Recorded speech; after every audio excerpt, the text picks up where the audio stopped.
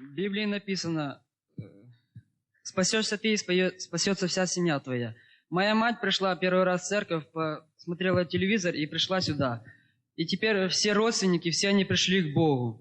Второе свидетельство, это приезжала моя бабушка и мой дедушка, и еще знакомые их. Моя бабушка была согнутая, у нее диск сошел, и больше 20 лет она не ходила согнутая. Я проснулся ночью от того, что она благодарила Бога за то, что она уже ходит ровно. Я все же еще потом заснул, но потом опять проснулся, она уже ходила ровно и благодарила Бога. Когда это? Что? Она в воскресенье уезжала, в понедельник уезжала, и перед этим целую ночь ходила и благодарила Бога. Она была здесь? Да, вы молились за нее. Это одна из тех, за кого мы молились? Да. Кто был здесь? Вы знаете, в понедельник, воскресенье прошлое, мы привели все, кто на коляске здесь, выстояли их, и мы видели, как 5, по крайней мере, пожилые люди бросали их, это самое, и начали ходить. И один из них, это одна из них речь идет. Плохо ходила здесь, дома начала благодарить Господа и пошла.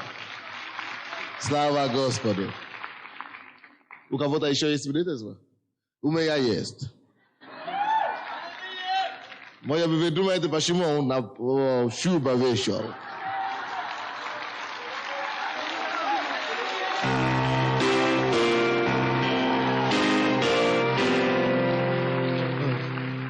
Знаете, Бог побудил нас пригласить моего брата и друга, пастора Генри, проповедовать здесь 2 дня. Оказывается, и для меня это проповедь благословения должна быть.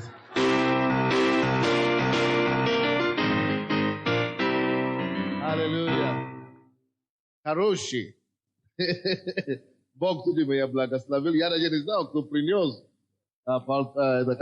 шубу. Но я пришел домой в воскресенье, и я говорю, жена тебе подарили шубу. Да, это тебе подарили.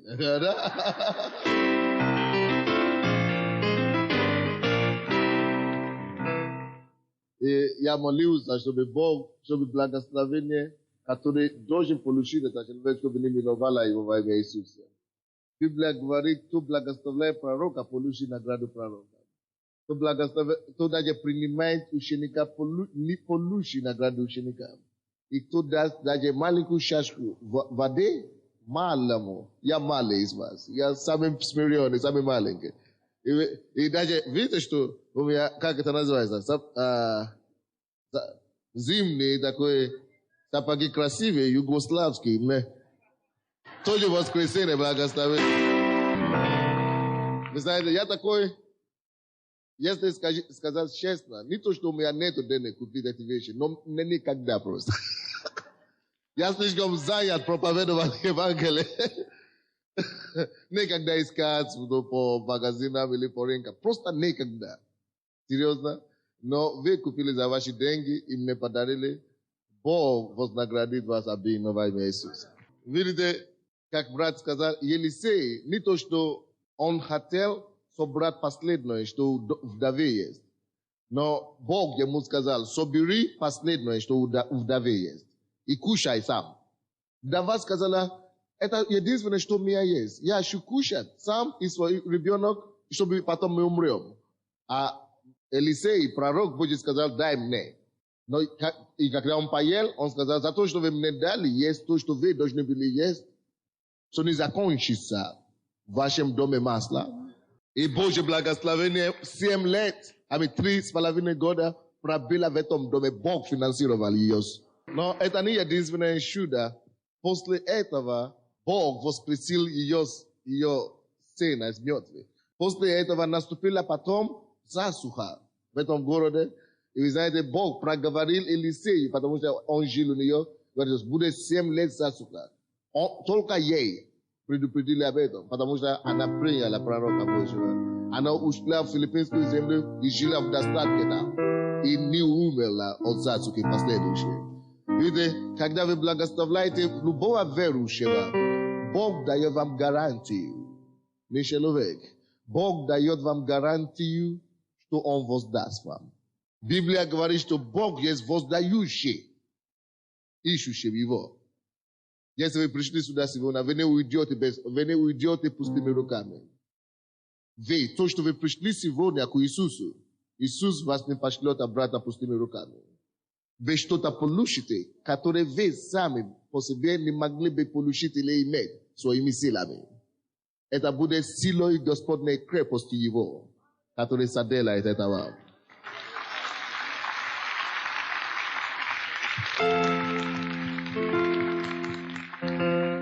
И человек, который имеет проблемы, который глух на одно ухо, вы глух на левое ухо, готовьтесь сегодня, Бог откроет ваше ухо.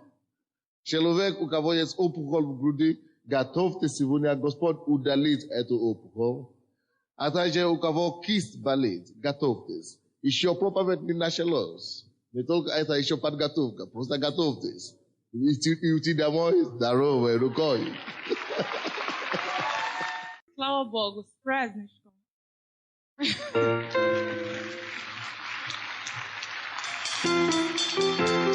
Аминь, аллилуйя. Мы благодарим Бога за вас, и мы просто не представляем свою жизнь без вас. Вы для нас чудо. Вы для нас являетесь то, что сила Божья может делать в жизни народа, в жизни страны. Мы просто благодарим Бога, что вы есть, и что вы принимаете нас. У нас слов не хватает. Вы делаете для нас даже больше, чем родители. Мы уже не можем это скрывать. Спасибо вам большое. Пусть милость, благость и охрана Божия всегда будет сопровождать вас во все дни вашей жизни. И пусть мы увидим Бога на небе. Пусть никто из вас не отпадет от милости, от благодати и от спасения Божьего. Мы любим вас, я люблю вас. Я молю, чтобы Бог дал нам больше благодать служить Богу вместе здесь и вместе пойти на небеса. Во имя Иисуса. Спасибо.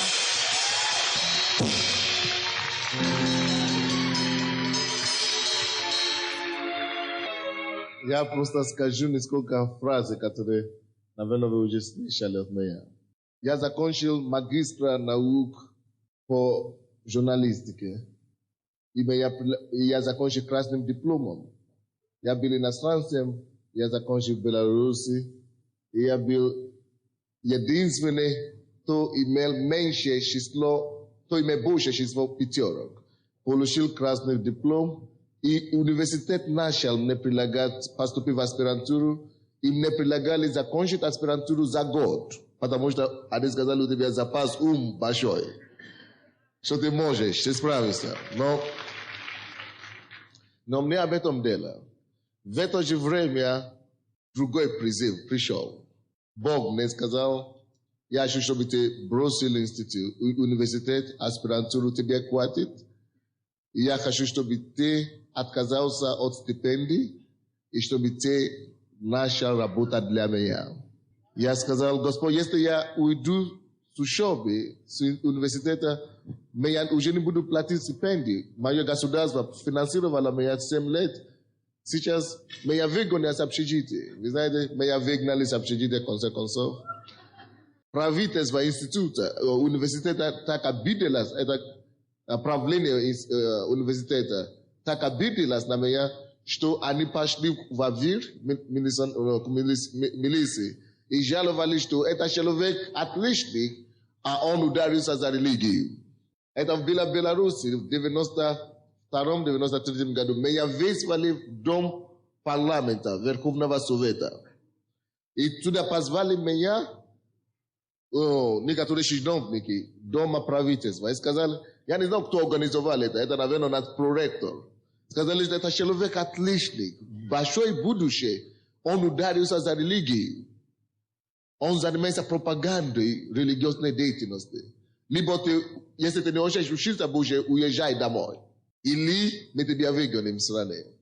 Я сказал, вы знаете, я не только пропагандист, религиозный идеал, я и агитатор. Вы знаете, Они не поняли. Они думали, что либо что-то с ним ненормально. Они думали, что мое будущее в журналистике. Но через несколько лет, когда я приезжал обратно в Белоруссию, некоторые из моих профессора приходили слушать мои лекции. И я не знал, что у них. Я вижу, что они сидят в зале. Но когда я вышел на сцену, Бог начал мне перечислять проблемы в зале, которые есть. Оказывается, все проблемы, которые я перечислял, и это были их проблемы. Вы знаете, они после проповеди выскочили ко мне, начали плакать. Почему ты это не делал, пока ты учился? А что, к чему я веду? Когда меня выгнали с общежития, комнаты, где 4 человека жили, вообще на улицу, вообще без никакого. Я говорю, Господь, мое правительство уже мне не платит стипендию, с общежития меня выгоняют. Грожают меня выгнать из страны, а ты сказал, что я должен быть миссионером здесь, в СССР. Тогда была СССР. Я говорю, Господь, я даю свою жизнь тебе, ты спас мою душу. Я был грешником, я был отвратительным грешником. Молодым человеком, но когда мне было 19 лет, ты нашел меня из грязи, Господь. Ты очистил меня. Показал мне, что ты живой Бог. Омыл меня своей кровью. Все, что ты требуешь от меня, я хочу отдать тебе.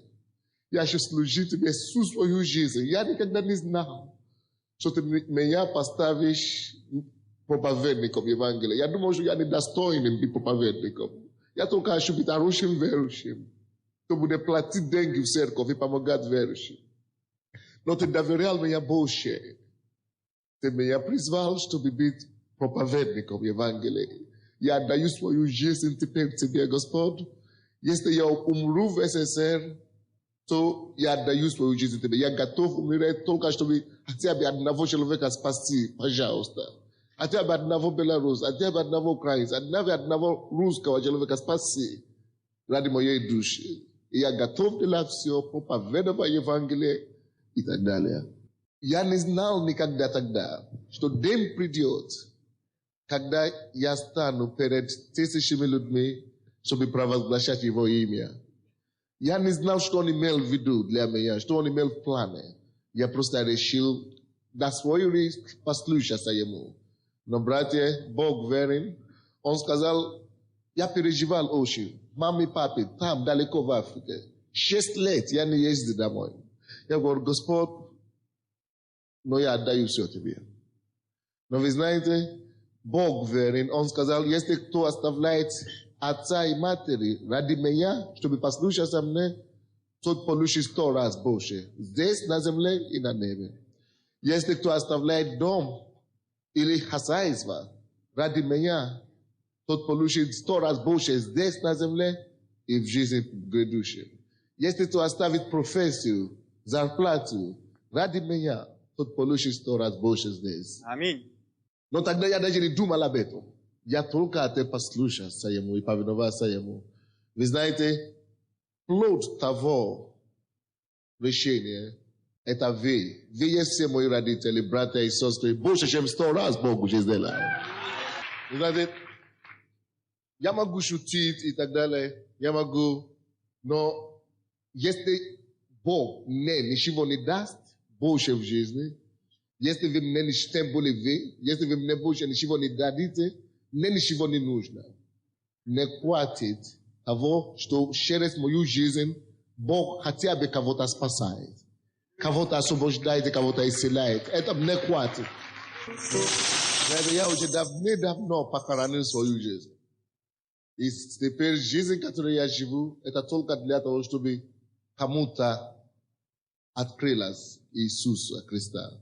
Чтобы люди, которые придут слушать меня, люди, с которыми я буду иметь дело за свою жизнь, могли убедиться и знать, что есть альтернатива, есть другая жизнь, есть гораздо лучшая жизнь здесь, в этом злом мире, в этом грязном мире, в этом мире обмана, мира измены. Здесь, в этом мире, можно найти порядочную жизнь.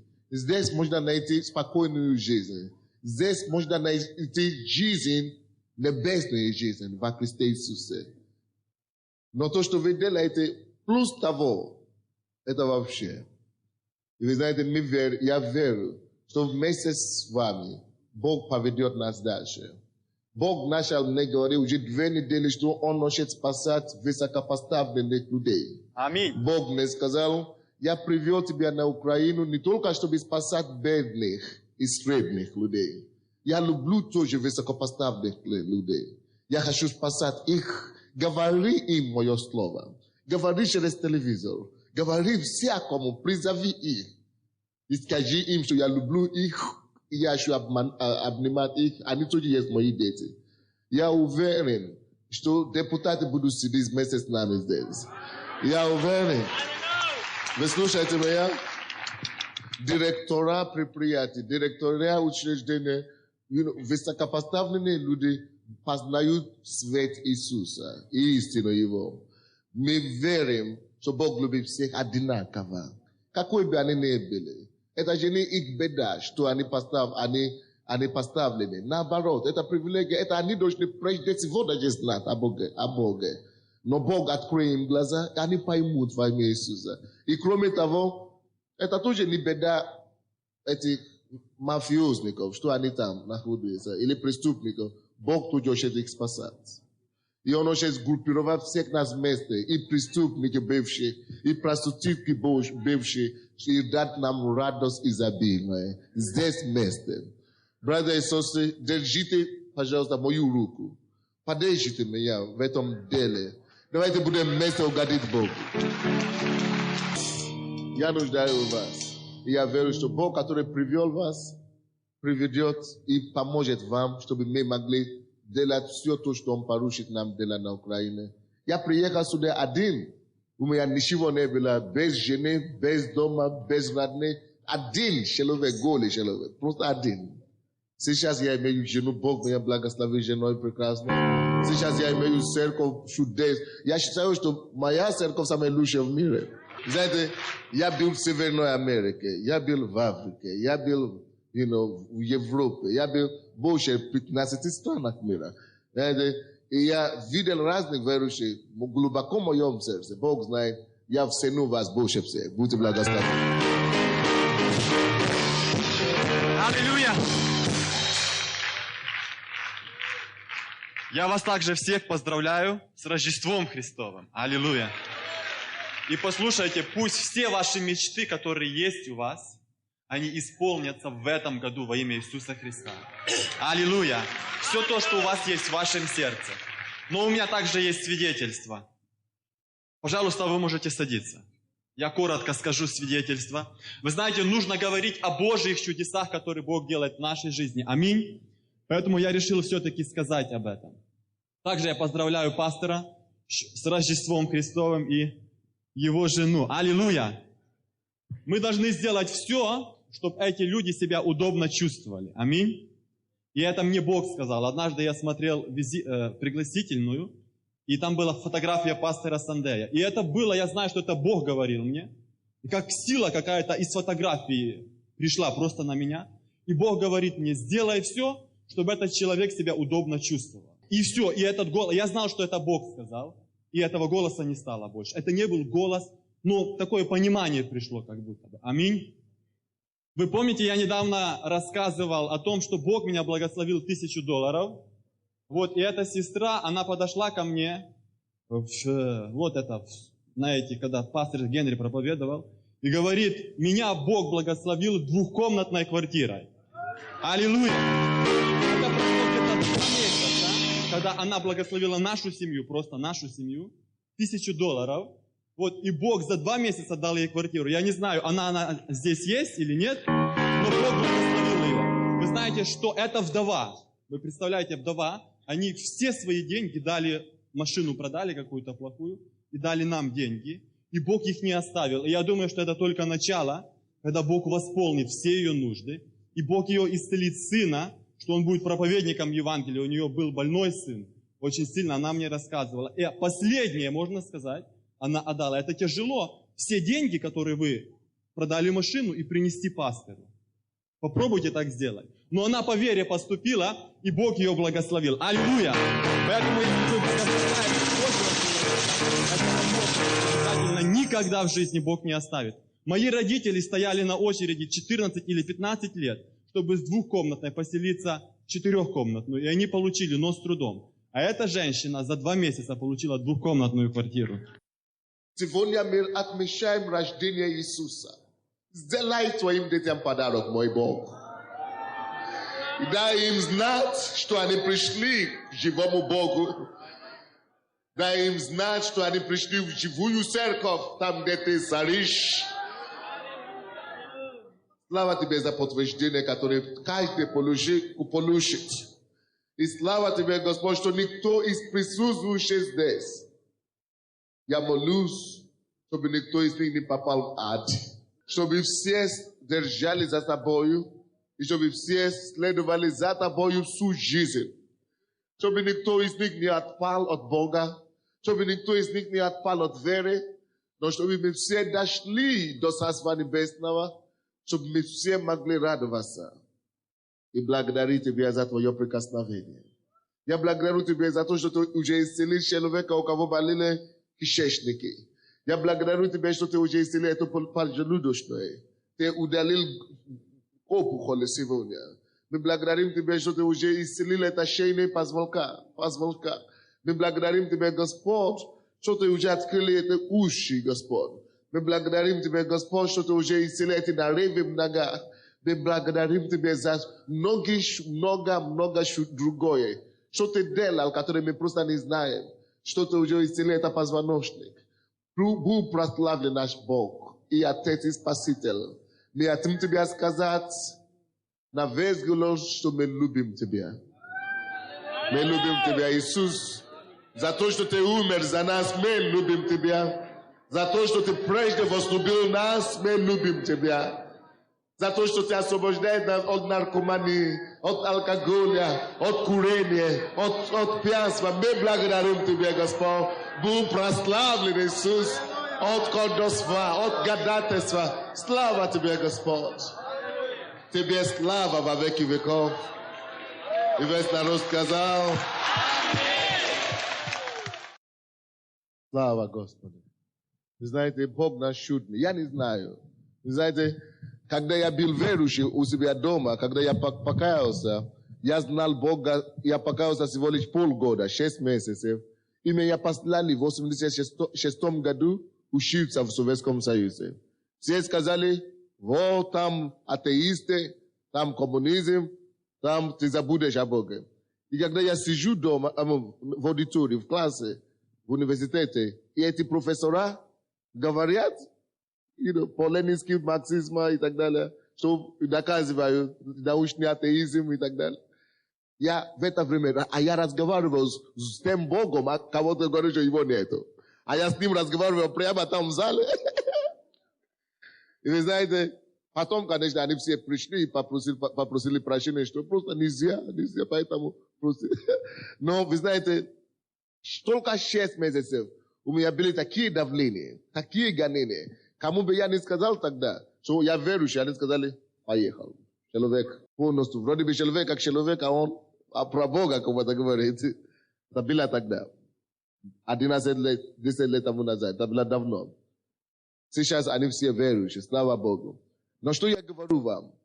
Что чудеса и знамения – важный элемент существования Бога. Если Он есть, пускай докажите нам, что Он есть. Если Он есть, покажите нам Его действия. Что Он делает, чтобы помочь людям? Вы знаете, очень многие интеллектуалы, слишком многие люди говорят, слишком катастрофы в мире происходят. Больные дети рождаются, почему Бог ничего не делает? Они не понимают, что Бог делает. Бог просто ждет, чтобы мы к Нему обратились. Они думают, что, а если Бог, хороший Бог, почему так много катастрофы? Они не понимают, что не Бог делает катастрофы. Дьявол есть царь, маленький царь этого мира. Это он правит этим миром. Он только не правит тех людей, которые обращаются к Богу. Когда Бог дает им Его охрану. И они выходят из правления сатаны. атак, весь мир лежит под непосредственным правлением сатаной. Поэтому что ему угодно, то он и творит здесь. Если бы это Бог правит этим миром, не было бы все это. Но придет время, когда Бог будет править миром.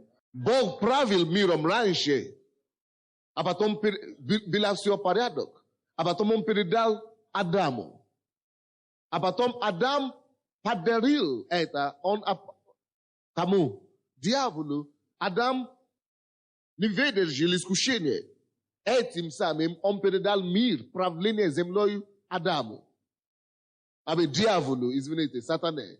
И аренда, срок правления Адамом, который Бог ему дал, это определенный срок.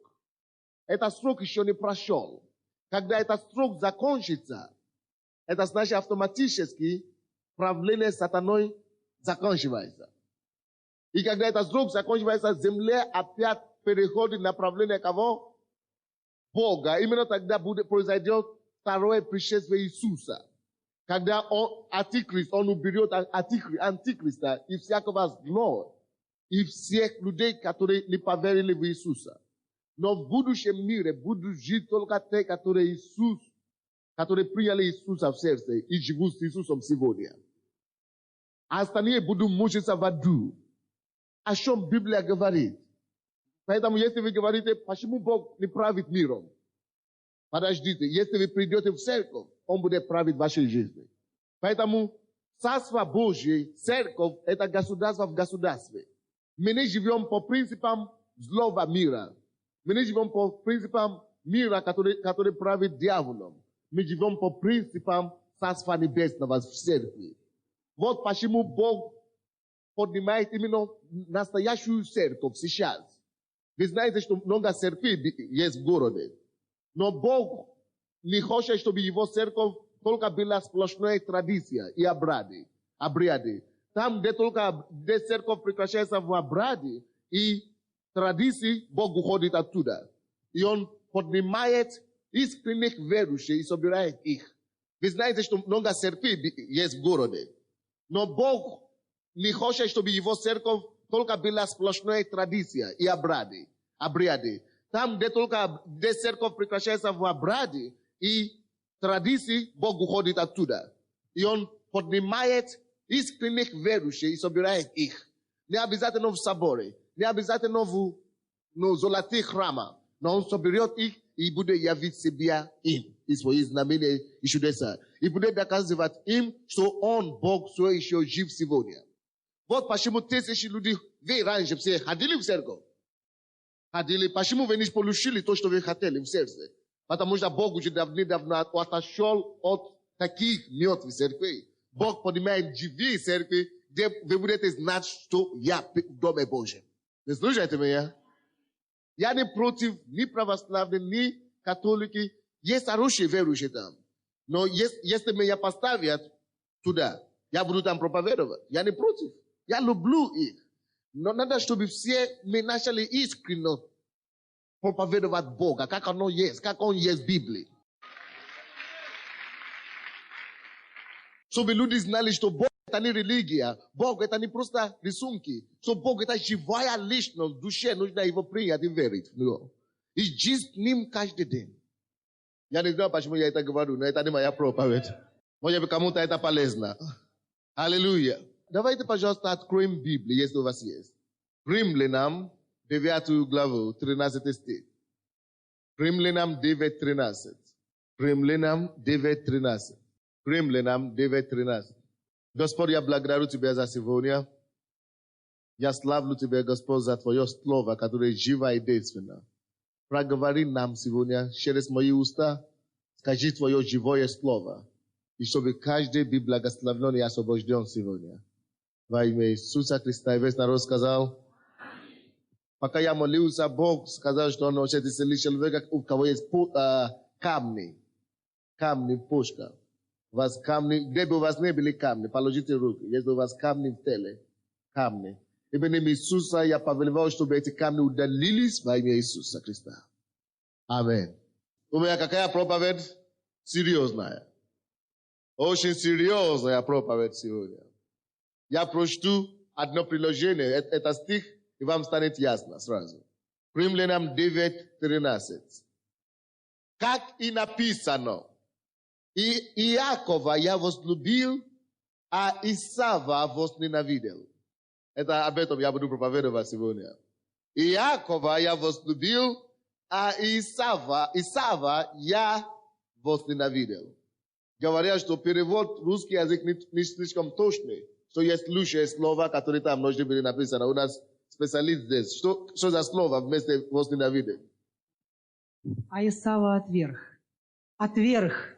Правильно, это отверг. Хорошо, все равно. Даже если отверг, это все равно серьезное предложение. Как это так? Справедливый Бог, Бог, который заявляет, что Он есть Бог любви, как это может говорить о двух сыновьях одной матери, одного отца, что одного я возлюбил, а другого я отверг или возненавидел? За что? Что может толкать Бога на такое решение, чтобы отверг или отвернуться от кого-то, который Он сам создал? Братья и сестры, я хочу вам сказать также, что в этом мире, в этом городе, в котором мы живем, есть люди, которые отвержены Богом. Почему Бог отвергает людей? И что нам с вами делать, чтобы мы не были отвержены от Бога? Кто хочет быть отвержен от Бога? Никто. Даже атеисты не хотят быть отвержены от Бога. Когда Энгельс умирал, он позвал служанку, он говорит: пожалуйста, поставь мне свечку, потому что он страдал. Он говорит: я чувствую печь ада здесь. Я чувствую печь ада. Пожалуйста, позвать священника. Она побежала позвать священника. До прихода священника Энгельс уже не стал. Умер. Он еще жил, он говорит, что он чувствовал печь ада. Никто не хочет, чтобы Бог отверг его. Никто не хочет. Когда Ленин, последние 2 года жизни Ленина, это было муки.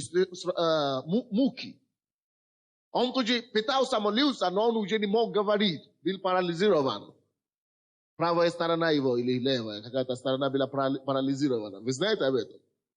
Он лежал. Он отел молился, Бог уже не мог. Потому что всю жизнь он отвергал его. Никто не хочет, чтобы Бог его отверг. Никто не хочет, чтобы ненависть Божья пришла на него. Но тут написано, братья и сестры, что ибо так написано. Иакова возлюбил, а Исава возненавидел или отверг я. Неужели Бог может кого-то отверг? Или отвергнуть?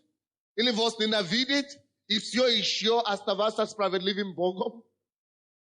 Я вам скажу, даже если нам непонятно, почему Бог кого-то отверг, то все равно Он остается справедливым Богом. Даже если нам непонятно, почему Бог кого-то возненавидел, то все равно Он остается справедливым Богом, ибо Библия говорит, что Бог нелицеприятен. Бог нелицеприятен. Если этот нелицеприятный Бог тогда говорит об этом, что Он кого-то возненавидел, то это должно быть что-то серьезное. Деяния апостолов 10:34. Деяния апостолов. Есть в Библии Деяния апостолов 10 глава. 34 стих. Петр говорит, отверз уста и сказал: истинно, слушайте, истинно познаю, что Бог нелицеприятен. Скажите, Бог нелицеприятен. Бог, Он нелицеприятен. Первое послание Иоанна, 4 глава, 8 стих говорит нам: тот, кто не любит, то не познал Бога, ибо Бог есть любовь. Но слишком много людей сегодня, братья, хотят любить без Бога. А любовь сама собой есть Бог. Если ты очень пытаешься любить без Бога, ты будешь любить по плоти. А если ты любишь по плоти, ты пожнешь по плоти. А если кто-то хочет любить по-настоящему, он должен сначала обратиться к Богу. Жить в Боге. а потом только тогда ручье Божьей любви будет изливаться с него. Но давайте вернемся к теме. Почему же все-таки Бог возненавидел Исава? Что он делал такое? Если мы будем знать, что он сделал, что Бог возненавидел его, мы будем избегать с вами эту ошибку.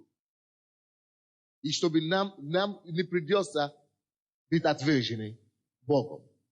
Давайте посмотрим историю его жизни. Книга Бытие. Откройте, пожалуйста, вместе со мной Бытие, 25 главу. Бытие, 25 глава. Бытие, 25 глава. Считаем 29 стиха по 34. Бытие, 25 глава, 29 по 34 стихи. «И сварил Иаков кушанье, а Исав пришел с поля усталый. И сказал Исав Иакову: дай мне поесть красного этого, ибо я устал. От всего дано ему прозвание Эдом. Но Иаков сказал: продай мне теперь же свое первородство. Исав сказал: вот я умираю, что мне в этом первородстве? Иаков сказал: поклянись мне теперь же. Он поклялся ему и продал первородство свое Иакову. И дал Иаков Исаву хлеба и кушанье из чечевицы, и он ел, и пил, и встал, и пошел, и пренебрег Исав первородство». Здесь говорит нам ситуация из жизни этого Исава. Библия говорит нам, что Исав есть, охотник. Он пришел с поля однажды, и у него он был голодный. Он был голодным и решил попросить у его брата Иакова кушать. Его брат Иаков был очень плохим человеком. Он был обманщиком и хитрым человеком, творением. Потому что Иаков само по себе обозначает хитрость, хитрый. И этот человек хитростью попросил, вы знаете что, у Исава торговаться его первородством. Знаете, вы никогда не поймете значение этого поступка, если вы не будете знать, что такое первородство. Что такое первородство, который продал Исав? Представляете, он пришел с поля, он был голодным, ему предложили продать его первородство, и он пошел на это о чем нам говорит. Это говорит нам о том, что Исав или Исава руководил его чувства. Плоть руководила Исава. Похоть руководила его. Я еще не видел человека, который не кушал один день и умер от этого. Есть некоторые люди, которые не кушали 2 дня, 10 дней, они не умерли. А это пришел с поля, за один день он говорит: я умираю. Я все угодно отдам, чтобы кушать красное. Человек, слушайте, пожалуйста, братья мои. Человек, который руководим его аппетитом, его чувством, его плотью, его потребностью, плоская только потребность, он хуже, чем животного. Именно такие люди, руководимым плотью, отвергают и продают свое первородство. Из-за плоть многие семьи уже разрушены. Когда человек имеет аппетит, допустим, пить, и не может остановиться, он руководится плотью. И он губит себя и разрушает свою семью. Когда человек руководимым желанием курить, он губит свое здоровье, не может остановиться. Это руководимый плотью. Поэтому мы приходим к Богу. Послушайте меня, это у нас все есть. У меня тоже было. Я тоже руководился плотью. Я тоже жил по плоти раньше. Но поэтому Бог приводит нас к Богу. Когда мы приходим к Богу, Бог обрезает тебя от желания жить по плоти. Он очищает тебя и дает тебе способность отказываться от алкоголя, отказываться от курения и отказываться от нездоровья аппетита. Сексуальные аппетиты нездоровые. Поэтому люди меняют жену, изменяют мужа и так далее. Потому что они руководимы плотью. Они не могут править своей плотью. Но Иисус говорит, я пришел не для здоровых. Я пришел не для тех, которые уже хорошо живут, которые уже не руководимы плотью. Я пришел для плохих. Я пришел ради них, ради больных, чтобы привести их к себе.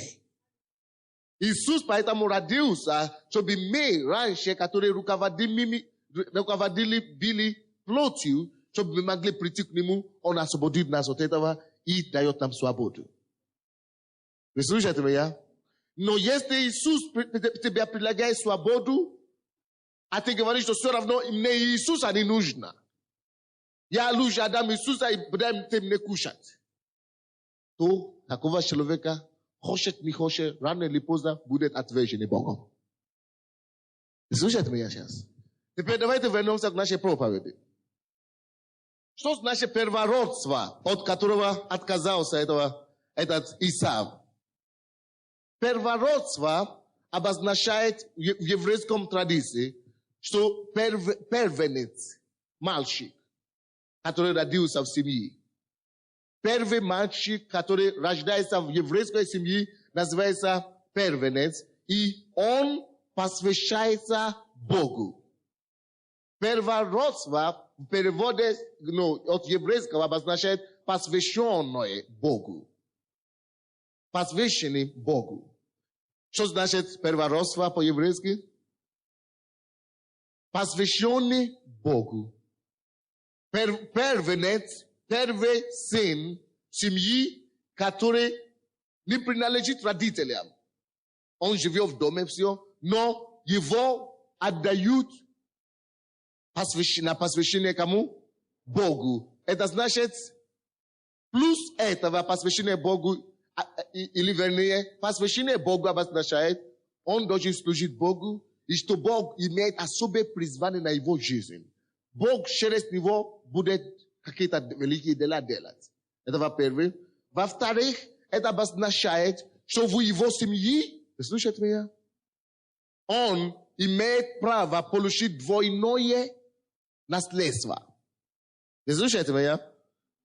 Первородство или первенец, который имеет первородство, значит, ты имеешь право получить двойное чего? Если наследство матери и отца делятся, ты имеешь право получить двойное. Слушайте меня, пожалуйста. Бог говорит, я послал свое слово и исцелил их от недуга их. Бог исцеляет кого-то сейчас от болезни плеча. Сейчас Бог посылает его слово. Пока вы слушаете проповедь, Бог разрешает ваши проблемы. Первородство, во-первых, значит посвященный Богу. Во-вторых, обозначает первенец имеет право на двойное чего? Наследство в доме его отца. Какое чудесное благословение! Какое чудесное обетование! Какая привилегия быть первенец тогда! Представляете себе? Что за привилегия быть первенец? Это значит, все имущество моего отца, потому что они вдвоем, он получает больше половины. Только он один. И потому что он голоден один день, пришел, потому что он не мог править своей плотью. Он не мог править своей плотью, и он согласился, вы знаете, что продать? Не куртку продать свою, не одежду свою продать, не оружие на его охота, не его ружье на охоте продать. А вы знаете, что на что он согласился продать? Он согласился продать прямо его самое главное, что у него есть в жизни. Божье призвание на его жизнь. Божье призвание, Божье удел для него согласился продать. Страшные преступления не бывает. Это обозначает, что он отверг удел Бога. Посвященный Богу, он говорит, что нет. Это значит, он плевался или как это. А? плевал на Бога. Он пренебрег Бога. То не до тебя, не до палочки с тобой, с Богом. Это то, что он сказал. Посмотрите, написано же. Посмотрите, пожалуйста. Здесь написано, так, в каком стихе? 32 стихе сначала. Исав сказал, вот я умираю, чтоб не в этом первородстве. Чтоб не в этом первородстве. Это значит, чтоб не в этом Боге, Божьем деле. И 34 стих. И дал Иаков Исаву хлеба, и кушанья, и чечевицы, и он ел, и пил, и стал, и пошел, и пренебрег. Вы слышите? И пренебрег Исав первородство. Пренебрег первородство обозначает автоматически пренебрег кого? Он пренебрегал своего Создателя.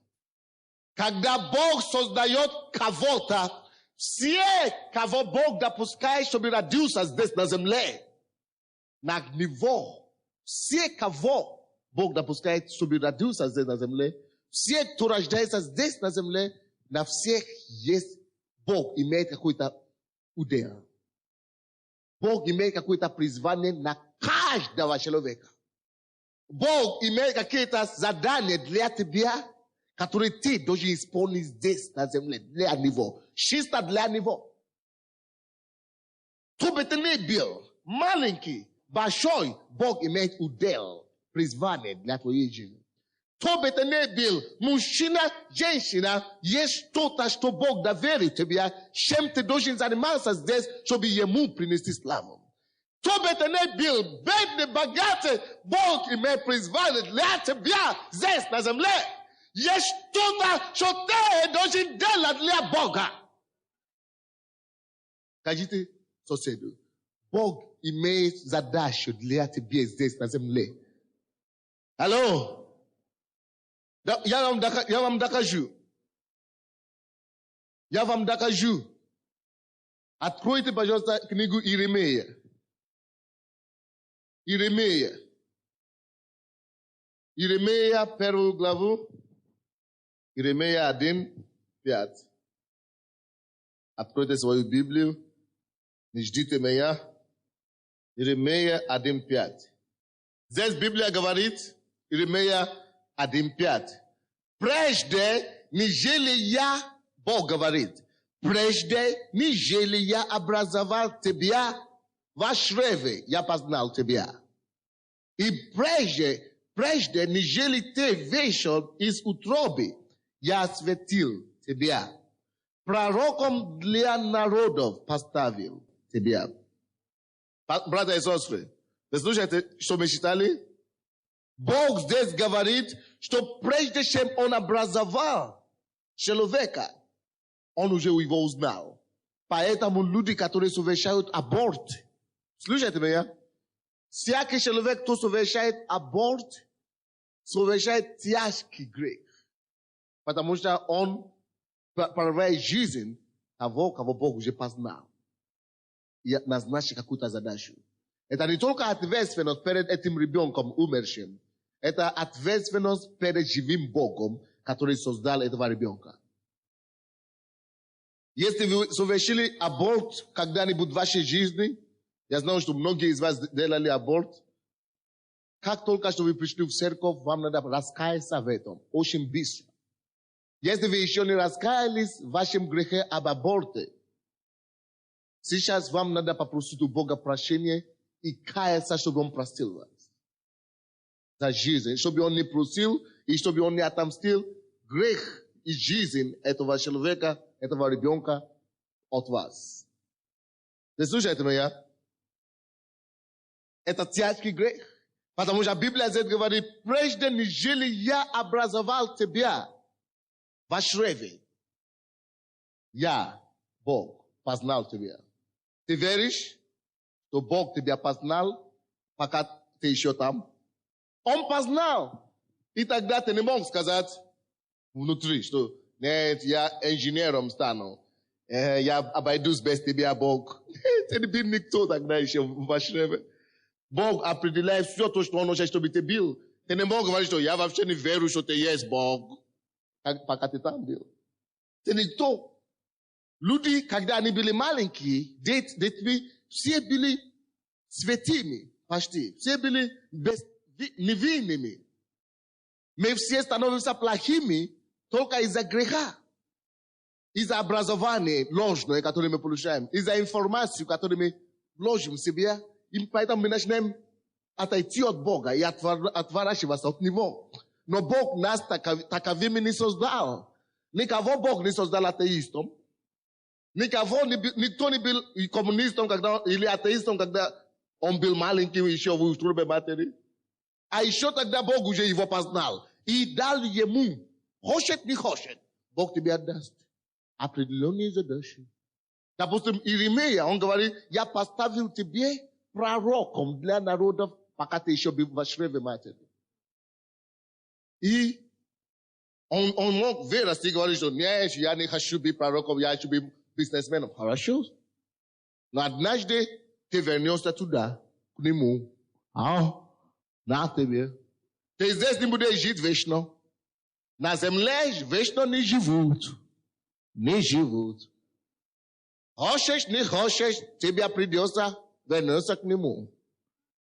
И тогда он тебя спросит, за шею возьмет. Дорогой мой, тебе сказали? Ходи в церковь или не сказали? Сказали, но я был начальником хозрасчетного предприятия. Ага, хорошо. Теперь отвечай. Теперь ни предприятия нету, ни начальства нету. На тебе. Не дай Бог. Ты слушаете меня? Когда я спорил с Богом, что Господь, я хочу быть журналистом, он мне показал это место Писания, Иеремия. Я тебе поставил, не только Иеремия, но тебе конкретно, пророком для народа. Я говорю, Господь, но может быть тебя он не поставил пророком. Все мы не можем быть проповедником. Амин? Мы не все можем быть проповедниками. Может быть кого-то Бог поставил бизнесменом, чтобы финансировать Евангелие через деньги.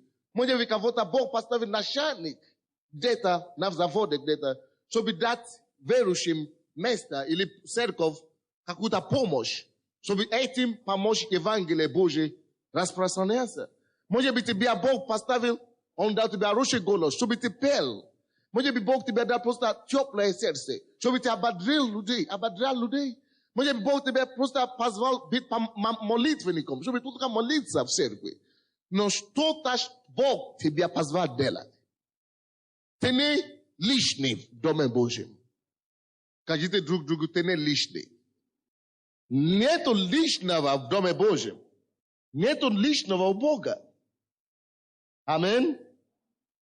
Здесь написано, я познал тебя, и прежде нежели ты вышел из утробы, я осветил тебя.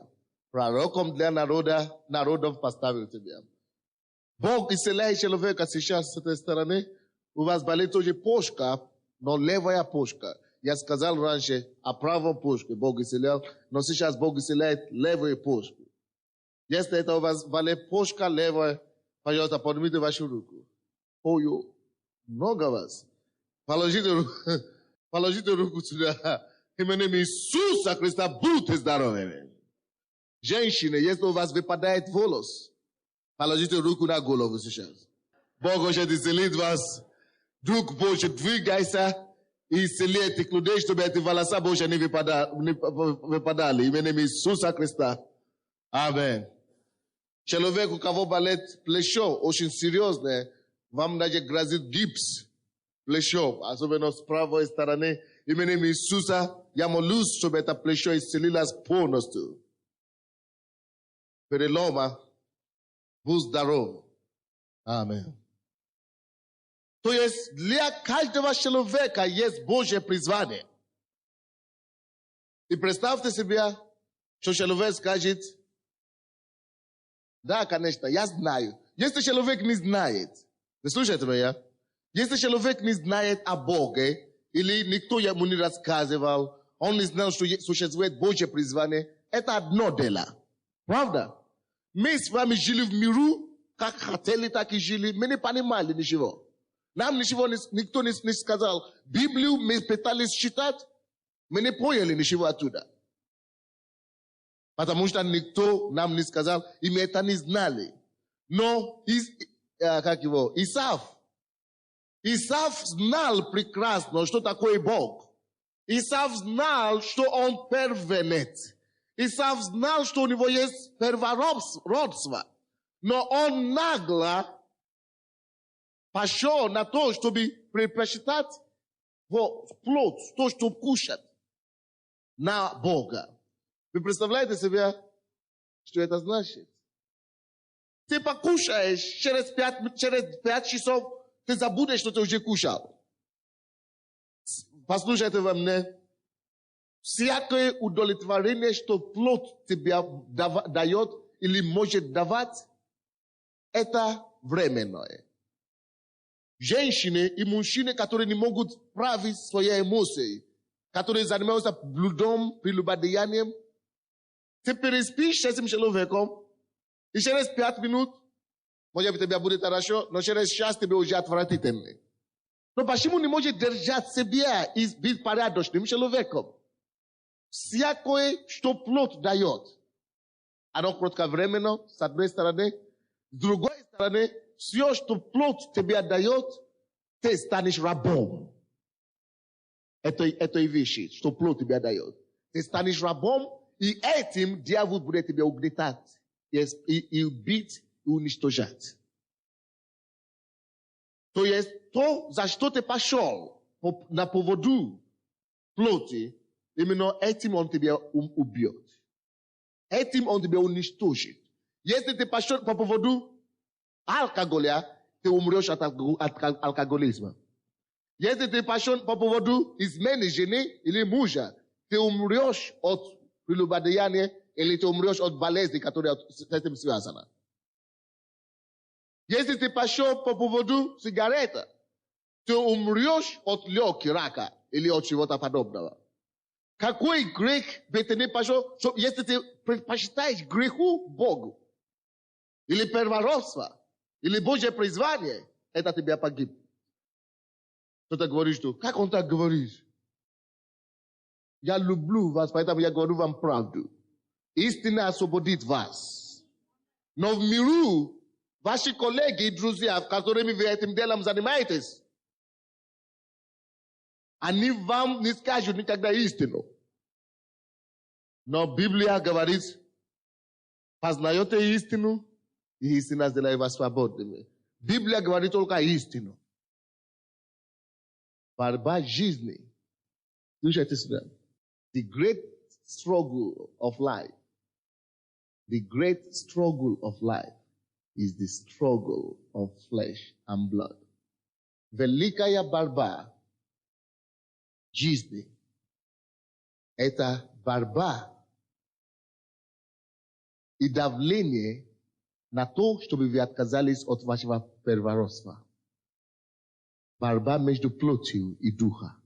Великая битва жизни, борьба жизни – это борьба, что дьявол делает со всех сторон, чтобы притеснить вас только с одной целью, чтобы вы отказались от Божьего в вашей жизни, чтобы вы отказались от вашего первородства.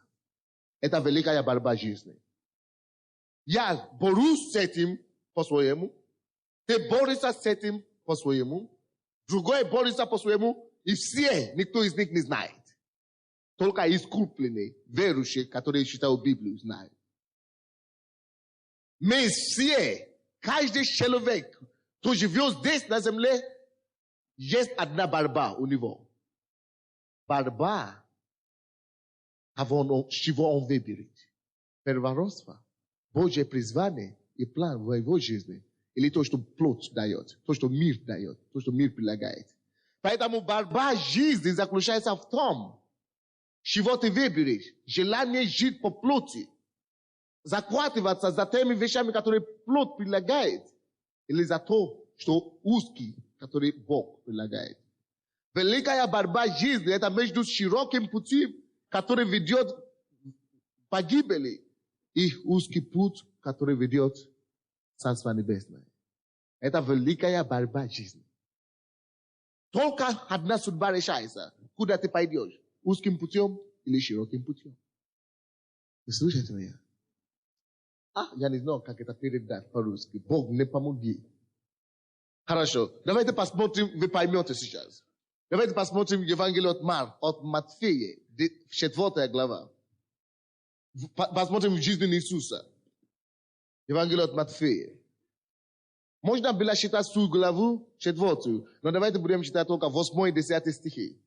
8, 9, 10 стихи. Евангелие от Матфея 4, 8 стиха по 10. 8 стиха по 10. Опять берет его дьявол на весьма высокую гору и показывает ему все царства мира и славу их, и говорит ему: все это дам тебе, если падший поклонится мне. Тогда Иисус говорит ему: отойди от меня, сатана, ибо написано: Господу Богу твоему поклоняйся, и ему одному служи. Братья и сестры, слушайте и обратите внимание. Это единственная борьба жизни заключается в том, кому ты будешь служить. Желанию твоей плоти, чтобы делать то, что плоть тебя подсказывает, хочется делать. Или остаться в узком пути и послушаться Слову Божьему. Даже Иисусу пришлось пройти через эту великую борьбу жизни. Что за борьба? Дьявол дал ему знать все богатства. Библия говорит, дьявол берет его и показывает ему все царства мира, и всю славу мира, все богатство мира. Каждый день твоей жизни дьявол всегда будет тебя показывать царства мира и славу их, приятные вещи в этом мире, привлекательные вещи в этом мире. Либо это будет блуд, либо это прелюбодеяние, либо это пьянство, либо это какие-то вещи, которые ты знаешь, что не совсем правильно, но ты все равно это привлекательные вещи этого мира. Дьявол постоянно тебе будет показать. У него только одна цель. Откажись от первородства. Откажись от первородства. Откажись от первородства. Выбери это. Вот здесь интереснее. Вот здесь компания. Вот здесь престиж. Вот здесь репутация. Вот здесь репутация. Вот здесь то. Вот здесь другое. Это великая борьба жизни. И твоей жизни ты должен знать эту истину. Бог говорит, что вы познаете истину. И истина вас делает свободными. Если дьявол увидит, что ты любишь репутацию, ты любишь хорошая компания, он говорит, видишь, большинство, посмотри, большинство людей так живут. Живи так себе на здоровье. Вот большинство людей. А ты хочешь критика? Ты хочешь критику? Ты хочешь, чтобы на тебя смотрели так и смеяли над тобой? Не, иди сюда.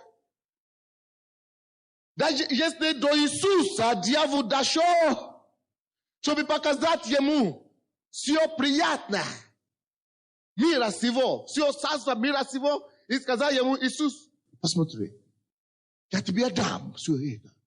Представляешь, престиж. Тебе все будут уважать. Представляешь, тебе все скажут, что ты красивая, такая крутая, крутой такой. А ты пойдешь в эту церковь, где ничего нельзя делать. Вы слышите меня? Это великая борьба жизни. Показал ему все царства мира и славу их. И говорит ему, все это. Бог только что исцеляет еще одного человека поджелудочного. У вас камень поджелудочный. Во имя Иисуса удались вон. Бог только что исцеляет этого человека сейчас. Но послушайте меня. Даже до Иисуса эта борьба дошло. Он говорит, дьявол говорит Иисусу, ты посмотрел, как там хорошо в миру? Как там приятно с этими друзьями? Ты посмотри, как там престижно. Вот, поклонись мне. Падший, если падший, поклонись мне. Тогда дам тебе все это. Братья и сестры, видишь? Только попробуй. Только там побить, тебя будет все это. Есть такой? Это великая борьба жизни. Now, что ты, к чему ты поклоняешься? Желание – это угодить себя на живость. И плоское желание иметь мужчину рядом с собой или женщину рядом с собой, хотя они расписаны. Вот это желание использовать и удовлетворить плоть или желание попасть в Царство Небесное. Вот великая борьба жизни. Дьявол тебя никогда не скажет, что ты теряешь. Он тебя никогда не скажет, что ты теряешь Царство Небесное. Он тебя никогда не скажет, что Бог тебя отвергнет и тебя пошлет в ад. Он тебя даже никогда не скажет, что ад есть. Он даже сделает все, чтобы тебе сказать, что ты что, ад? Что, ты же не дурак? Ты образованный человек, какой ад? Нету такого, ты что? Он сделает все, чтобы тебе показать, что такого нет. Но согласись, если ты откуда-то пришел, появился здесь на земле, то ты туда и вернешься. Согласись. Когда человек вдыхает, он выдыхает. Когда человек кушает, а потом он идет в туалет. Есть туда и обратно, вход, выход. Ты пришел сюда, ты вернешься туда. Ты слышите меня? Это Божий принцип, так оно устроено. Ты пришел сюда, будешь отвечать там. Вот. И дьявол тебе занесет, сказать, он закроет у тебя. Закроет.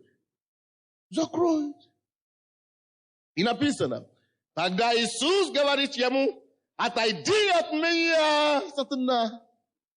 Ибо написано, Господу Богу твоему поклоняйся, и ему одному служи. Это твое первородство. Это твое первородство. Это твое первородство. Это твое первородство. Кого ты выбрал служить? Кому ты выбрал служить? Слышите меня? Во всем дело. Братья и сестры, великая борьба жизни. Это какая? Кому угодишь, кому ты будешь служить? Богу одному. Написано одному Богу служить. Или ты хочешь служить плоти. Это было проблема Исава. Или как его? Исав видел, что у него есть первородство. Что все равно все это будет чего? Все равно все богатство этого мира станет нашими верующими, когда Иисус придет. Все это наше, все равно мы наследуем землю. Но он не думает о завтрашний день. Он только сейчас хочется. Животное какой-то страсть. Животное страсть. Хочется. Соседке пойду. Хочется. Или уловлю кого-то на улице. Хочется. Оттуда спид полно в городе сейчас. Хочется что-то. Малаш ли, что хочется. Амин. Но мы не такие люди, которые свое первородство выбрасывают на собаку.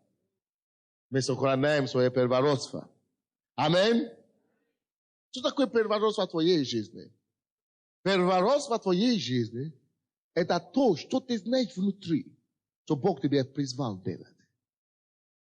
Может быть, на работе или твоим родственникам рассказать о Боге. Это твое первородство. Будешь ли это ты делаешь? Или тебя предлагали, мне только что предлагали работу, $1000 зарабатывать в месяц. Это же до Бога, даже до церкви по воскресеньям. Тогда можно $1000 зарабатывать. Не до Бога, зачем? Не до Бога сейчас. До долларов, но не до Бога. Великая борьба заключается в том, что дьявол будет предлагать вам, слушайте, братья, особенно те, которые хотят ехать во Францию и в Америку. Слушайте, мир постоянно будет вам предлагать что-то. Если Бог призвал тебя здесь проповедовать, а в это время ты хочешь поехать зарабатывать, ты продал свое первородство. Но если ты хочешь поехать зарабатывать, потому что Бог сказал, что ты призван здесь проповедовать, но это будет через 10 лет. А пока иди зарабатывай. И деньги дай другим, которые проповедуют, чтобы помочь им. Это хорошо. Баланс надо иметь. Ты не служишь этим деньгам. Но когда вы поедете в Америку, там будет искушение. Там кто-то предложит тебе выйти замуж. А ты обещал Богу, что я вернусь, буду проповедовать Евангелие. Предлагали выйти замуж, что поделаешь, мне уже 35 лет, надо выйти, конечно. Особенно на американца выйти, это же на француза, это же иммигранта, это же... Дьявол постоянно будет вам предлагать компромисс. Так? Многие мне говорили, я попал в церковь, и я хочу ходить в церковь. И тут, братья, я получил работу. А раньше такую работу, о чем я мечтал. И мне не получается ходить в церковь. У тебя что, не хватит ума? Подумай, что у тебя на первом месте. Первичное, что работает ли Бог? Если у тебя Бог, Бог тебя еще даст такие работы 10 еще. Великая борьба жизни, первородство. Великая борьба жизни, первородство. Кто-то скажет, мы скажем кому-то, мы вам хотим предлагать ехать в Америку, зарабатываете $4000 в месяц. Хорошо, я подам церковь половину, 50%. Поехал туда, пощупал деньги. 4000! Не, зачем церковь вообще половину? Зачем? Я только 10% дал. Борьба за первородство. Борьба за первородство. Борьба за первородство. Когда Бог меня призвал ехать в Америку, остался на Украине, работать миссионером, без денег, без зарплаты, без церкви, без ничего. Мне предлагали в Швейцарии работать журналистом, корреспондентом и зарабатывать пару $1000 в месяц. Мне написали письмо из Англии, что здесь есть шанс зарабатывать, у тебя красный диплом. $2500 в месяц. А ты пастор, ничего не получаешь. Борьба за первородство. Борьба за первородство. Борьба за первородство. Первородство – это тот удел Божий, то, что Бог тебя призвал делать. Ты знаешь, что ты должен ходить, ты должен служить Богу, но со стороны туда дорогает. Туда смотри. Ты же голодный. Но продай, плевай на это самое, Тебе же надо выйти замуж, сколько тебе лет. Плевай на эту церковь, Тебе надо жить. Борьба. Великая борьба жизни. Это что? Первородство. Скажи Богу, Господь, я не продам ни за что мое первородство. Ни за что не продам свое первородство. Помоги мне, Господь. Помоги мне, Господь.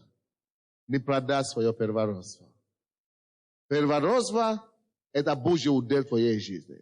Это твое призвание. Это на то, что Бог тебя призывает. Это ту задачу жизненную, которую ты должен осуществлять для Бога здесь на земле. Давайте быстренько пойдем. Евреям 11 глава. Откройте, пожалуйста. Евреям 11. У Моисея тоже был такая борьба.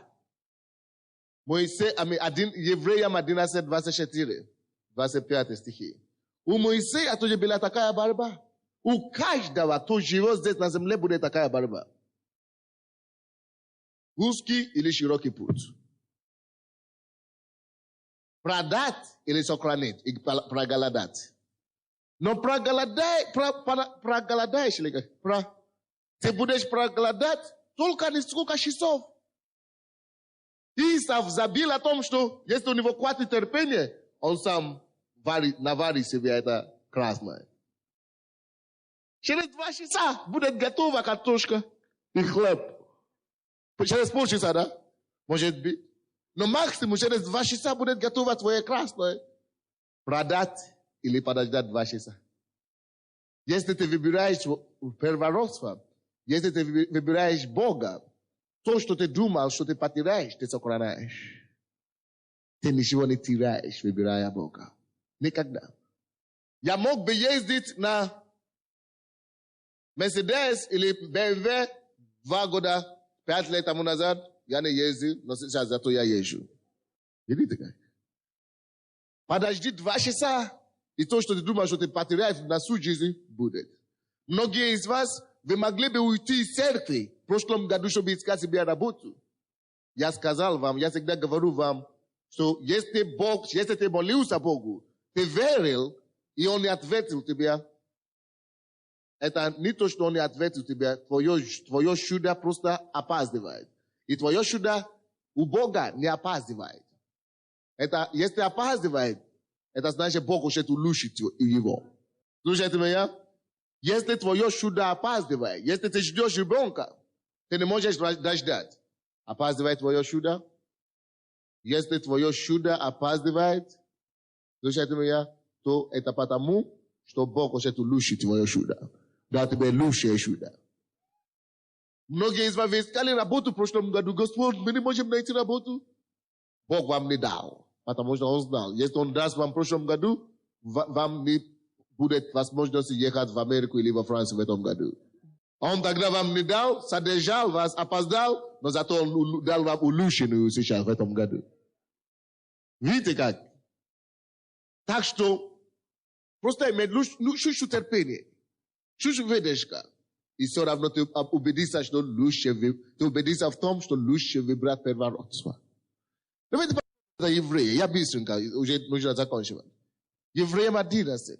Так, 24-25 стихи. 24-25 стихи. Верою, Моисей, пришедший в возраст, отказался называться сыном дочери фараоновой. Так, 25 стих. И лучше захотел страдать с народом Божьим. Видите? Он предпочел лучше пострадать с народом Божьим, чем жить во дворе фараона. Во дворе у царя там же все есть. А он говорит, что я уйду и лучше буду рабом. Но с Божьим народом буду рабом. Чем жить и чем быть принцессом во дворе. Это решение. Вот это характер. Правда? Это решение. Но послушайте дальше. И лучше захотел страдать народом Божьим, нежели иметь временное. Иметь во дворе будущим принцессом, вами принцем. Он будет иметь всего лишь временное, греховное наслаждение. Всякое греховное наслаждение, оно временное. Всякое греховное наслаждение, оно временное. Исав выбрал кушать и отверг первородство. Кушал, я не думал, что это обед длился 2 часа. Максимум 5 часов. Но закончился обед, классно закончился. И он Библия говорит, что он cielo и пошел. Всякое наслаждение греховное, оно временно. На второй день опять он будет голодный. Ничего уже будет продать. Всякое наслаждение греховное, оно временное. И Моисей понимал это. Почему он стал великим человеком? Потому что он понимал, что если я сейчас возьму, лучше стану тихим и стану принцем во дворе у фараона. Меня никто не вспомнит в истории. Но если я буду с Божьим народом, я буду страдать пока. Но однажды Бог придет, освободит меня, и Бог что-то сделает для меня. Он даже не знал, что он станет самым великим руководителем в истории своего народа до сих пор. Потому что он отверг временное греховное наслаждение. Братья и сестры, смотрите на меня. Каждый день в твоей жизни есть приложение наслаждаться грехом. Каждый день в моей жизни есть греховное наслаждение прилагается себе. Но, братья, давайте раз и навсегда закроем наши глаза и скажу, я свое первородство ни за что не продам. Ни за что не продам. Лучше буду страдать с Божьим народом, но ни за что первородство своє не продам. Лучше буду мучиться, лучше буду жив нищете. Соберите мой костюм, соберите галстук, соберите жену, соберите квартиру, соберите все то, что я лучше буду с Богом и сохранить свое первородство. Потому что после всего прочего здесь на земле я предстану перед Ним судом неба и земли. Один на один. И я буду отвечать перед Ним, как я провел свою жизнь здесь. И Он тогда спросит, что ты сделал со своим первородством? Ты отказался, продал ли, сохранил и послужил ли ты мне или нет? Моисей понял это. Я лучше откажусь от всего наслаждения временное. Но вы, братья и сестры, истина заключается в том, что от чего ты отказался, Бог другим способом тебя воздаст. Все, от чего ты отказываешься, Бог тебя воздаст 10-кратно, 100-кратно, лучше любыми путями. Аллилуйя. Кто-нибудь слышит меня сегодня? Я говорю, кто-нибудь слышит меня сегодня? Сохрани твое первородство. Великая битва жизни. Великая битва жизни. Первородство. Первородство. Первородство. Посмотри все царство земли и славу их я дам. Если ты будешь преклониться мне плоти. Миру, престижу, дьяволу. Но Бог мне уже сказал, только Богу одному буду служить. И только Ему. Все. Дьявол, ты опоздал. Опоздал. По-настоящему опоздал. Раз и навсегда опоздал. Уже успел познать Бога. Успел познать Бога. Успел познать Его. Уже поздно. Там же в Евреям. Там же в Евреям только 12 глава. Там же в Евреям только 12 глава. 16-17 стихи. В Евреям 12, 16, 17. 16-17 написано. Чтобы не было между вами какого блудника или нечестивца, который бы, как Исав, за одну снедь, да? За одну снедь отказался от своего первородства. Чтобы никто такого не было между вами, Библия говорит. Чтобы не было между вами такого, чтобы отказался от своего первородства. Чтобы не было, потому что отказ от первородства привлекает к себе отвержение Божие. Чтобы такого не было в вас. В твоей семье, чтобы такого не было. В этой церкви, чтобы такого не было. Который бы отказался от первородства. Библия называет такого человека нечестивца. Который отказывается от первородства. 17 стих говорит. Ибо вы знаете, что после того, слушайте, что случилось после того, как Исав отказался от первородства своего. Что произошло? После того, он, Исав, желая наследовать благословение. Видите? После того, как он уже съел красное, уже все проел, проглотал, уже все прошел. После того, как уже все, аппетит угасил, он говорит, теперь у него, как ни странно, появилось иметь благословение от первородства, от которого он уже отказался. Ты не отказался. Чего тебе еще? Он, потому что, когда ты уже поел, греховное наслаждение, но временно, все, поел и закончил. Теперь жажда, душа начинается, жажда за настоящее что-то. Вы, многие из вас уже пробовали всего, что есть здесь на земле. Но все равно ваша душа жаждет что-то. Многие из вас имеют хорошее положение. Но все равно это не то, что-то еще вам надо. Но слава Богу, что вы не отказались, как Исав. Но он, после того, как он уже отказался, Библия говорит, он потом возжелал наследовать благословение. И написано, был отвержен. Это подтверждение то, что Валерий Александрович говорит, что ни вас не ненавидел, а отвержен, что это правильно. Вот здесь написано уже. Он был отвержен. Не мог переменить мысли отца. Вы помните историю? Что отец его благословил Исава. Иакова, а не Исава. Не Иаков Итри, не его Итрос виновата, а продажа первородства Исава. Вот что, во всем причина. Во всем беда. Во всем беда. Во всем, где все скроется. Он не мог переменить мысли отца. Хотя и просил о том, о благословении том, со слезами. Видите как? Слушайте меня сюда. Всякий человек, кто отказывается от Бога, кто отказывается от Божьего призвания в его жизни, кто отказывается от его первородства, рано или поздно будет стоять на колени, будет просить об этом со слезами. Рано или поздно написано, и это доказано. Рано или поздно ты вернешься к этому и будешь просить об этом со слезами. Только будет уже поздно. Братья и сестры, вот я стою на колени. Пускай это не произойдет в твоей жизни, чтобы отказаться даже на мгновение от Бога, даже на секунду от Бога.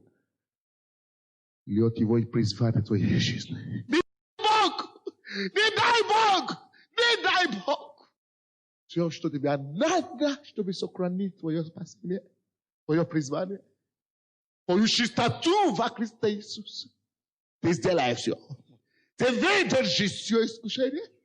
И потом получишь венец славы за твое терпение во имя Иисуса.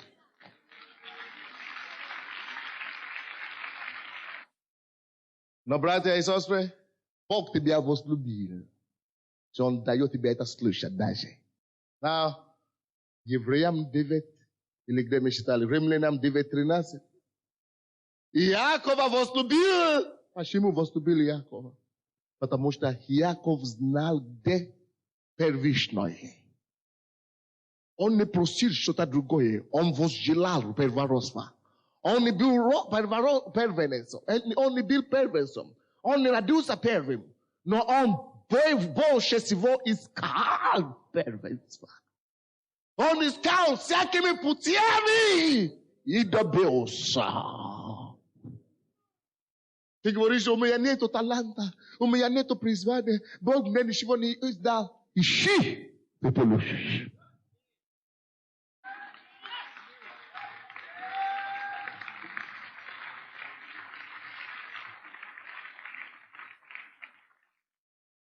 Вот таких Бог возлюбил, таких Он любит, потому что желаю и добьюсь. Ищи Бога, ищи Божье, ищи что-то, что ты мог бы делать для Царства Божьего. Ищи что-то, что ты мог бы предлагать церковь.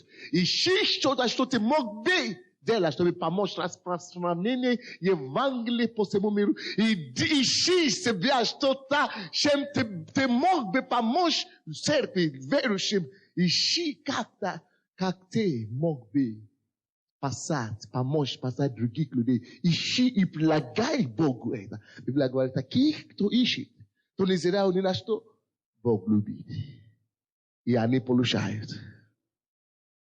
Если у тебя нет способности, если ты умеешь говорить, а тебе, прославляй Бога, а тебе молись как-то, а тебе что-то делай, Поэтому у нас около 30 служений в этой церкви. Мы просим всех, пожалуйста, найдите себе служение какой-то в церкви. Найдите себе служение. Мы хотим помочь вам. Мы только хотим вам помогать. Я уже служу. Служи твоим первородством. Давайте посмотрим все-таки, почему Бог отверг его. Вы уже поняли, почему. Но я хочу это доказать вам на основании слова. Откройте, пожалуйста, вместе со мной Евангелие от Матфея, 10 главу. Евангелие от Матфея, 10 глава. Это, наверное, уже последнее место Писания. Но Евангелие от Матфея 10. Я буду заканчивать, потому что одно слово хватит для мудрого, говоря, или как говорится. Но у нас на английском есть такая поговорка, что слово достаточно для мудрого. Скажи ему, он поймет. Но не мудрый, конечно, не поймет. Евангелие от Матфея, 10 глава, 32-33. 32-33. Итак, всякого, кто исповедает или исповедует меня перед людьми, Иисус говорит, всякий, кто исповедует, или всякого, кто исповедует меня перед людьми, того исповедую и я перед Отцом моим Небесным. Now, слушайте, братья и сестры. Это продажа первородства, когда у тебя на работе или где-то другом тебя спрашивают, ты верующий? И ты говоришь, не, это моя жена так туда ходит, или не, я просто, я случайно туда попал. Но слушай, что Иисус говорит. Ты стесняешься исповедовать Иисуса перед людьми. Это продажа первородства. Но послушайте, что случается с такими людьми. Иисус говорит, 33 стих. А кто отречется от меня перед людьми, отрекусь от того. И я отрекусь от него перед Отцом моим Небесным.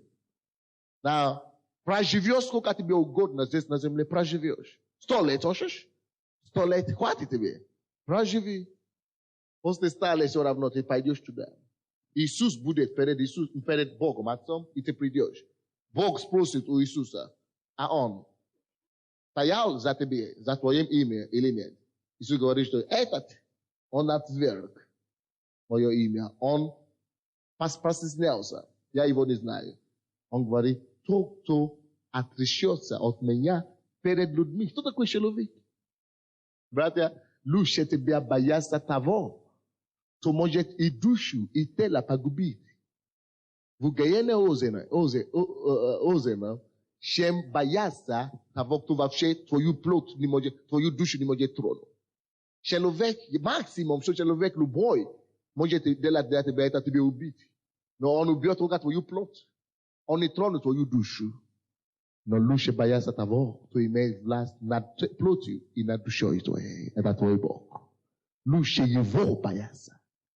Now, если приходится тебе выбирать, исповедовать Бога перед людьми, и даже если они скажут, если ты скажешь, что ты верующий, мы тебя расстрелим. Now, лучше, чтобы они расстрелили тебя в плоти, но чтобы ты потом был с Богом, чем быть отверженный Богом самим. Now, послушайте, тот, кто отвержен Богом, тот и отвержен человек, людьми. Если Бог отречется от тебя, ты и перед людьми отвержен. Now, Иисус говорит здесь, всякий, кто отречется от меня перед людьми, кто откажется от меня, я откажусь от него, я отречусь от него перед Отцом. Now, это Божий принцип. Бог сказал, кто отречется от него, он отречется от него. Исав отказался от чего? От первородства, это значит от Божьего удела, от Бога. И следовательно, что Бог делает? Бог его отверг. Потому что написано. Видите, почему Бог Иакова возлюбил, а Исава отверг? Потому что сначала Исав отверг Бога. Он поднял то, что посеял.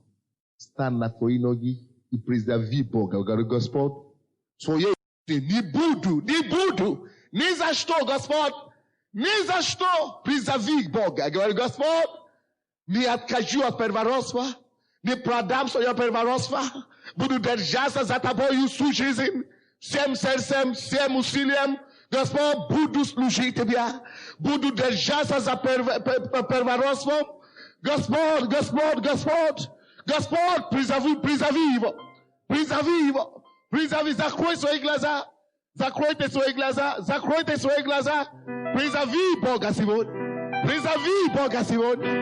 поговори с ним, что я, Господь, я не пренебрежу свое призвание, Я не пренебрежу свое призвание на моя. Я не пренебрежу. Не пренебрегу. Не пренебрегу свое призвание. Твой удел. Я принадлежу тебе, Господь. Принадлежу тебе, Господь. Принадлежу тебе, Господь. Que tabari que te borokosoko. Que te borokotoboso. Que te borobakata. Músico de Led Gromsch. Molis, molis, molis. Molis, molis, molis. Molis, molis, molis. Molis, molis, molis. Що Господь? Господь. Великої борьби жизни я не откажусь. Великої борьби жизни я не стану проигрывателем. Великої борьби жизни я не проиграю, я выиграю. Я выиграю. Я выбираю тебя. Я выбираю тебя. Твое призвание, твои планы моей жизни. Твои планы моей жизни осуществятся. Осуществятся. Осуществятся. Твои планы, твои планы, твои планы, твои планы, твои намерения моей жизни. Твои планы. Я не откажусь, не откажусь. Буду тебя служить. Мы молимся, братья. Мы молимся, братья.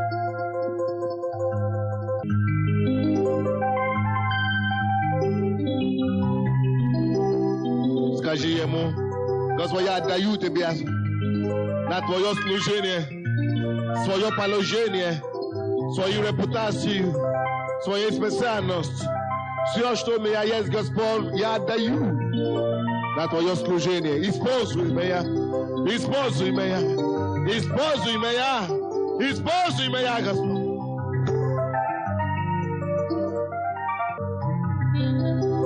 Призовите его, поговори с ним. Что, Господь, я сдаюсь репутацию тебя, престиж тебя, стейдж тебя, системение тебя, свои зарплаты, престижи тебя. Я сдаюсь Иисусу. Все, что ты хочешь, сделай через меня. Все, что ты хочешь, сделай через меня. Все, что хочешь, пускай исполнится твоя воля. Твоя воля исполнится. Пускай твои планы исполнятся в моей жизни. Твои планы пускай исполнятся. Во имя Иисуса. Поднимите свои руки, повторите за мной молитву. Повторите за мной молитву. Поднимите свои руки, повторите за мной молитву. Господь, я благодарю Тебя, что Ты открыл мои глаза сегодня. Выбрать Твой удел в моей жизни. Господь, я капитулирую с Тебя. Я отдаюсь полностью Тебя. Все то, что я имею, это Твое. Ибо Ты мне дал. Ибо написано, человек ничего не может иметь, если не будет дано ему с неба. Поэтому, Господь, я ныне осознаю, что все то, что у меня есть, дано мне с неба. И я отдаю Тебе обратно на Твое служение. Я выбираю первородство. Я выбираю Твое служение. Господь, услышь меня.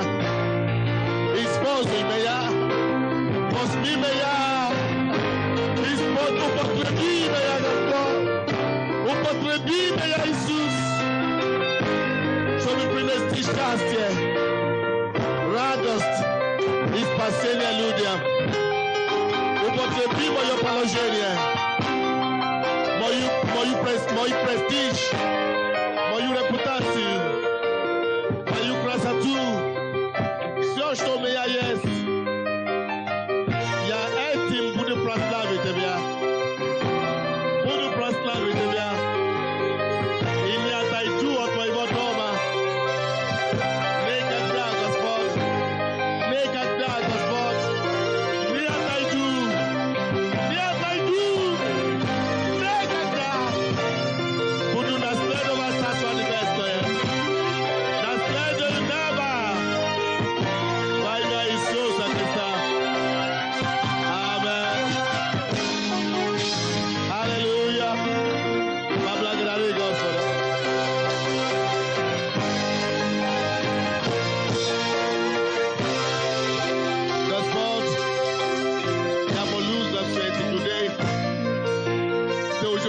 special X-Love à Sivonia. And if c'est primario de chez Nestlé, nous allons